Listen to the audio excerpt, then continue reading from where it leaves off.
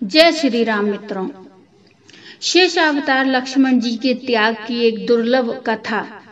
मित्रों, यह एक अद्भुत कथा है। हनुमान जी की तरह लक्ष्मण जी की श्री राम भक्ति भी बहुत अद्भुत थी। लक्ष्मण जी की कथा के बिना श्री राम कथा पूर्ण ही नहीं है। एक बार अगस्त्य मुनि अयोध्या आए और लंका युद्ध का प्रसंग छिड़ गया। भगवान श्री राम ने बताया कि उन्होंने कैसे रावण और कुंभकर्ण जैसे प्रचंड वीरों का वध किया और लक्ष्मण ने भी इंद्रजीत और अतिकाय जैसे शक्तिशाली असुरों को मारा। अगस्त्य मुनि बोले, श्री राम, बेशक रावण और कुंभकर्ण प्रचंड वीर थे, लेकिन सबसे बड़ा वीर तो मेघनाथ ही था।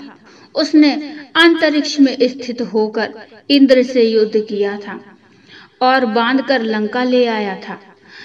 तब ब्रह्मा जी ने इंद्रजीत से दान के रूप में इंद्र को मांगा।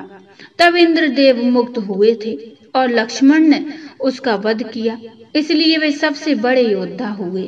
श्री राम को आश्चर्य हुआ, लेकिन भाई की वीरता की प्रशंसा से वह बहुत खुश थे। फिर भी उनके मन में जिज्ञासा पैदा हुई कि आखिर अगस्त्य मुनि ऐसा क्यों कह रहे हैं कि इंद्रजीत का वध रावण से भी ज्यादा मुश्किल था। अगस्त्य मुनि ने कहा, प्रभु, इंद्रजीत को वरदान था कि उसका वध वही कर सकता है जो कि व्यक्ति 14 वर्षों तक सोए ना, जिसने 14 साल तक किसी स्त्री का मुख न देखा हो और जिसने 14 साल तक भोजन न किया हो। तब प्रभु श्री राम बोले, परंतु मैं वनवास काल में 14 वर्षों तक नियमित रूप से लक्ष्मण के हिस्से का फल फूल देता रहा। मैं सीता के साथ एक कुटी में रहता था। बगल की कुटी में लक्ष्मण थे। फिर सीता का मुख भी न देखा हो और 14 वर्षों तक सोए न हो, ऐसा कैसे संभव है। अगस्त्य मुनि सारी बात समझकर मुस्कुराए। प्रभु से कुछ छुपा है भला। दरअसल सभी लोग सिर्फ श्री राम का ही गुणगान करते थे, लेकिन प्रभु चाहते थे कि लक्ष्मण के तप और वीरता की चर्चा भी अयोध्या के घर घर में हो। अगस्त्य मुनि ने कहा, क्यों न लक्ष्मण जी से ही पूछ लिया जाए। लक्ष्मण जी आए।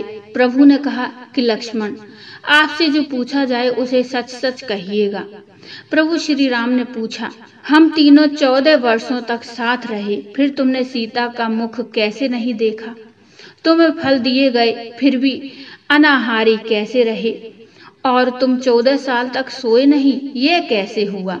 लक्ष्मण जी ने बताया, भैया, जब हम भाभी को तलाशते हुए ऋष्यमुख पर्वत गए तो तब सुग्रीव जी ने हमें उनके आभूषण दिखाकर पहचानने को कहा। आपको स्मरण होगा कि मैं तो सिवाय उनके पैरों के नूपुर के कोई आभूषण नहीं पहचान पाया था, क्योंकि मैंने कभी भी माँ जानकी को उनके चरणों के ऊपर देखा ही नहीं। 14 वर्ष नहीं सोने के बारे में सुनिए। आप और माता एक कुटिया में सोते थे। मैं रात भर बाहर धनुष बाण चढ़ाए पहरेदारी में खड़ा रहता था। निद्रा ने मेरी आंखों पर कब्जा करने की कोशिश की तो मैंने निद्रा को अपने बाणों से वेध दिया था। निद्रा ने हार कर स्वीकार किया कि वह 14 साल तक मुझे स्पर्श नहीं करेगी, लेकिन जब श्री राम का अयोध्या में राज्याभिषेक हो रहा होगा और मैं उनके पीछे सेवक की तरह छत्र लिए खड़ा रहूंगा, तब वह मुझे घेरेगी। आपको याद होगा, राज्याभिषेक के समय मेरे हाथ से छत्र गिर गया था। अब मैं 14 साल तक अनाहारी कैसे रहा? मैं जो फल फूल लाता था, आप उसके 3 भाग करते थे। एक भाग देकर आप मुझसे ये कहते थे, लक्ष्मण, फल रख लो, लेकिन आपने कभी फल खाने को नहीं कहा। फिर बिना आपकी आज्ञा के मैं उसे खाता कैसे? मैंने उन्हें संभाल कर रख दिया। सभी फल उसी कुटिया में अभी भी रखे होंगे। प्रभु के आदेश पर लक्ष्मण जी चित्रकूट की कुटिया में से वे सारे फलों की टोकरी लेकर आए और दरबार में रख दिया। फलों की गिनती हुई, 7 दिन के हिस्से के फल नहीं थे। प्रभु ने कहा, इसका अर्थ है कि लक्ष्मण, तुमने 7 दिन तो आहार लिया था।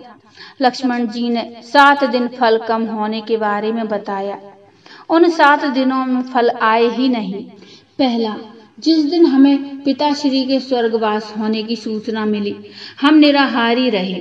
दूसरा, जिस दिन रावण ने माता सीता का हरण किया उस दिन फल लाने कौन जाता। तीसरा, जिस दिन समुद्र की साधना कर आप उससे राह मांग रहे थे।